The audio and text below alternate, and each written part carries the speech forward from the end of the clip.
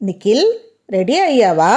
తొందరగా సిద్ధపడు, బస్సుకు ఆలస్యం అవుతుంది అన్నాడు నాన్న. అయిపోయింది నాన్నగారు అంటూ నిఖిల్ వచ్చాక ఇద్దరూ కలిసి బస్ స్టాండ్కు వచ్చి బస్సు ఎక్కారు. నిఖిల్ వాళ్ళ నాన్నగారికి కర్నూలు బదిలీ అయ్యింది. ఇప్పుడు ఇద్దరూ అక్కడికే వెళ్తున్నారు. బస్సు రద్దీగా ఉన్న ఇద్దరికీ కూర్చోడానికి సీట్లు దొరికాయి.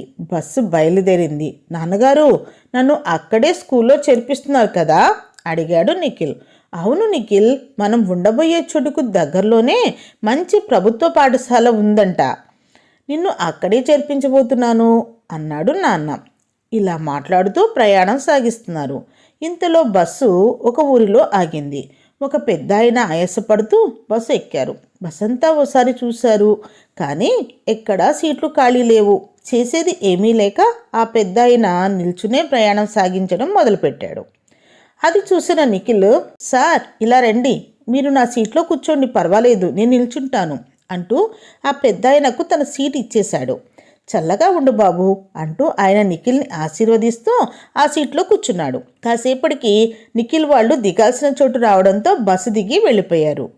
2 రోజుల తర్వాత సోమవారం నాడు నిఖిల్ను బడిలో చేర్పించడానికి వాళ్ళ నాన్నగారు దగ్గరలో ఉన్న ప్రభుత్వ పాఠశాలకు తీసుకువెళ్లారు.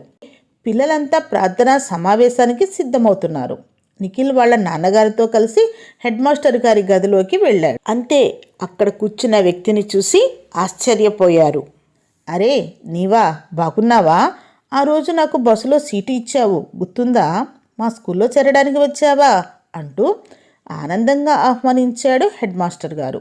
అంతేకాదు, నిఖిల్ని ప్రార్థనా సమావేశానికి తీసుకువెళ్ళి తను చేసిన మంచి పనిని విద్యార్థులందరికీ చెప్పాడు. చప్పట్లతో అందరూ నిఖిల్ను మెచ్చుకున్నారు. పిల్లలు, నిఖిల్ బస్సులో ఎలాంటి సహాయం చేశాడు? నిఖిల్ ఎందుకు అలా చేసి ఉంటాడు?